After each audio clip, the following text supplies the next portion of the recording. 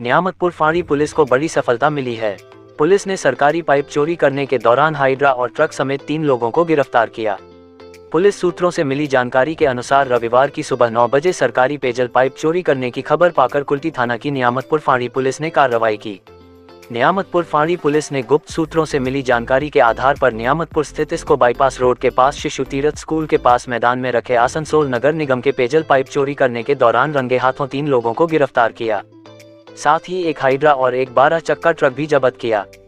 गिरफ्तार तीनों लोगों में हाइड्रा चालक इमरान अंसारी निवासी नियामतपुर नबी नगर, उसके साथ हाइड्रा हेल्पर इंजमाम अंसारी निवासी कुलटी के सेक्टोरिया और ट्रक चालक प्रेमचंद्र प्रसाद जामुड़िया थाने के नॉर्थ शियारशोल के रहने वाले हैं। तीनों अभियुक्तों को सोमवार की दोपहर आसनसोल जिला अदालत में पेश किया गया, जहां सुनवाई के पश्चात तीनों को 7 दिनों की पुलिस हिरासत में भेज दिया गया। না, পাইপটা আসলে চুরি হয়নি, তার আগেই পুলিশের তৎপরতা এবং পুলিশের উদ্যোগে সেটা ধরা পড়েছে, চোর ধরা পড়েছে। এটা সত্যি কথাই, এটা নিয়ামতপুর কুলটি পুলিশের একটা অনেক বড় সাফল্য যে আমাদের তো এখানে পাইপলাইনের কাজ চলছেই এবং বিশাল আকারের পাইপ এখানে রোড সাইডে নামানো আছে।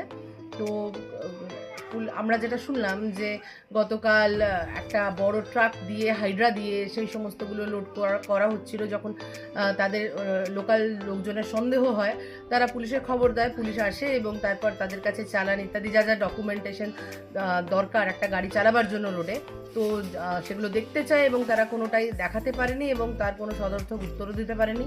ফলত তাদেরকে গ্রেপ্তার করা হয়েছে, গাড়িগুলো বাজেয়াপ্ত করা হয়েছে। তো এক্ষেত্রে আমি কুর্নিশ জানাই আসানসোল দুর্গাপুরের পুলিশ আধিকারিকদেরকে এবং বিশেষ করে নিয়ামতপুরের অখিল মুখার্জি সহ কুলটি আইসি কৃষ্ণেন্দু বাবুকে, যাদের তৎপরতায় কোনো কিছু ঘটনার ঘটার আগেই সেটাকে আটকানো গেল। ধন্যবাদ।